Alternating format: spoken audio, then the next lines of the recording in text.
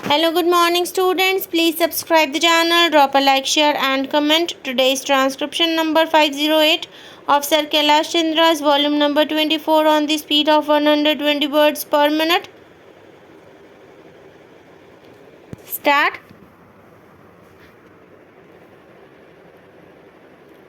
Mr. Deputy Chairman, Sir, Government of India has received reports that the United States is considering the possibility of resuming arms supplies to Pakistan. Press dispatches from Washington and Islamabad have also hinted that the 10-year-old American arms embargo may be lifted and that the United States may supply sophisticated weapons to Pakistan. According to our information, this question was also discussed during the official visit of Pakistan's Prime Minister to Washington on 5th and 6th February, although no decision has been announced. The Government of India views the supply of American weapons to Pakistan with grave concern as it will have serious repercussions on the peace and stability of the subcontinent.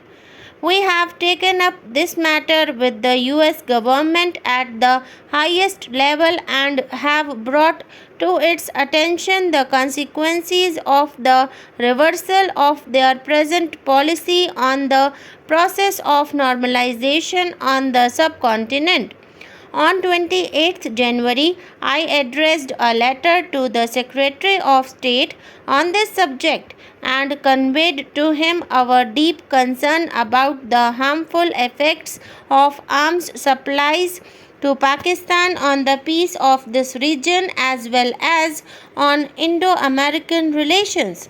I particularly emphasized that Pakistan's fears about a military threat from India are wholly fanciful and unwarranted, as both India and Pakistan are committed in the Simla Agreement to work for friendly and harmonious relationship and the establishment of durable peace in the subcontinent and to settle all their differences through peaceful means.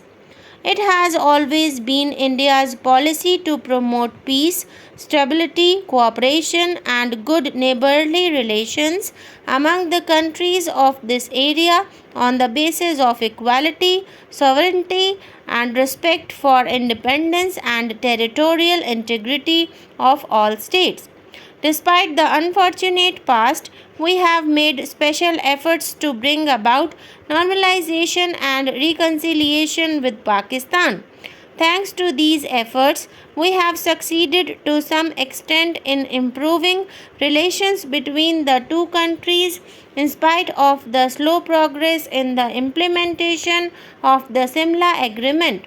These hopeful trends will be jeopardized and the promise of cooperation replaced by the specter of confrontation by an American decision to induct sophisticated weapons into the subcontinent.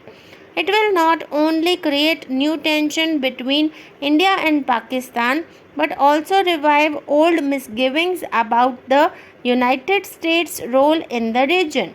In recent months, both India and the United States have made sincere efforts to improve their relations.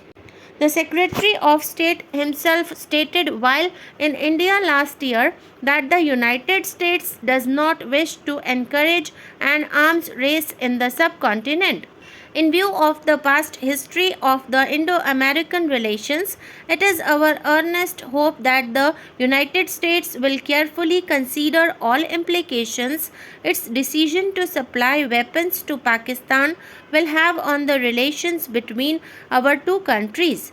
We also trust that the United States government will not reverse its present policy of non-induction of weapons into the subcontinent, as this could not be in the interests of the United States, India, Pakistan, or peace of this region.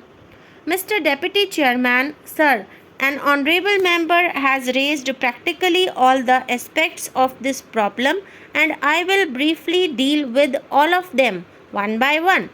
It is not only one party or one member or this house or the other house, but the entire nation is of one voice in saying that the American arms supply to Pakistan is going to have an adverse effect on the normalization process that has started in the subcontinent and on the relations between USA and India. I have no doubt that America will take note of this one particular aspect of the problem. It is not an ordinary thing, and I can assure the honorable member that the letter that I wrote to him was a letter which gave him a very clear idea of the strong reaction that this country will have as a whole.